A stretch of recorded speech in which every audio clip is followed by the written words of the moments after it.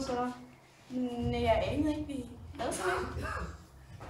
Du sagde ikke noget om, vi skulle arbejde. Du sagde bare, at vi skulle holde øje med Topper hernede.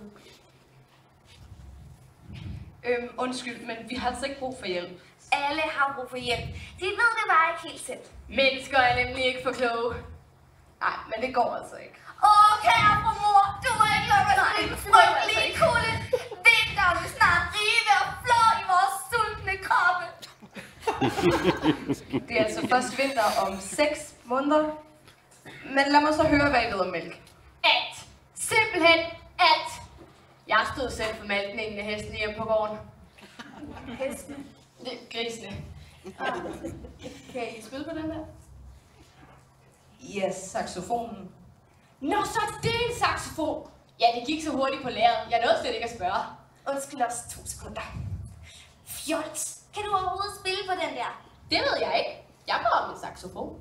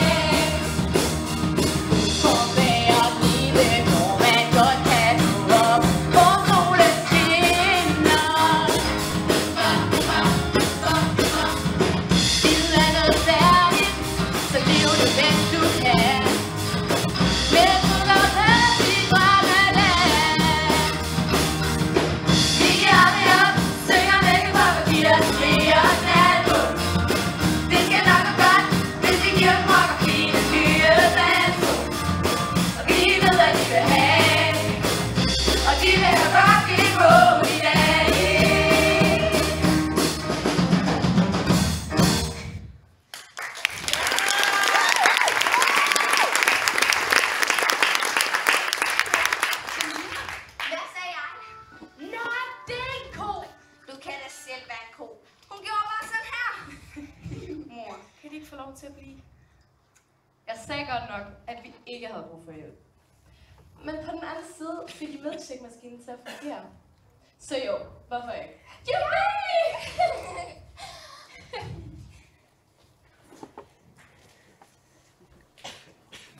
Lille, se her. Du skal være stjerne. Movistar præsenterer Askepop, den nye rock'n'roll musical. Men de spiller jo Askepot. Det er bare totalt nyt. Du skal være en rock'n'roll princess.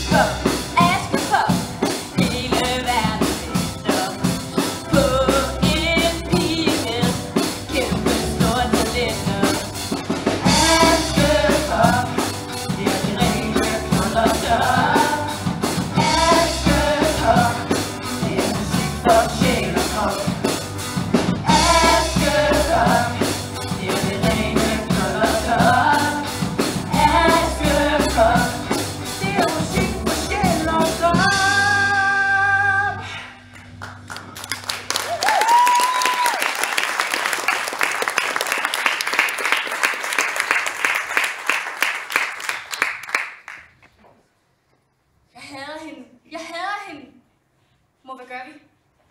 Overlad det til mig. Du skal nok klare dig, Emilie. Jeg har vist det her. Så skal du nok blive Moonstars nye stjerne. Men hvad hvis jeg får brug for dig igen? Det behøver du ikke. Og så vil det ikke være så godt, hvis du skal feje farve på gulvet af. Vi ses alle sammen.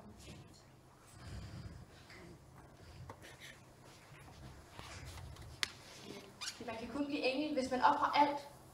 Men Topper offrer jo alt for mig. Well, it's one for the money, two for the show. Emilies bror skytsel! Halleluja! Det er tørt og pil opad. Jeg tror, du er væk for altid. In your dreams, little sister.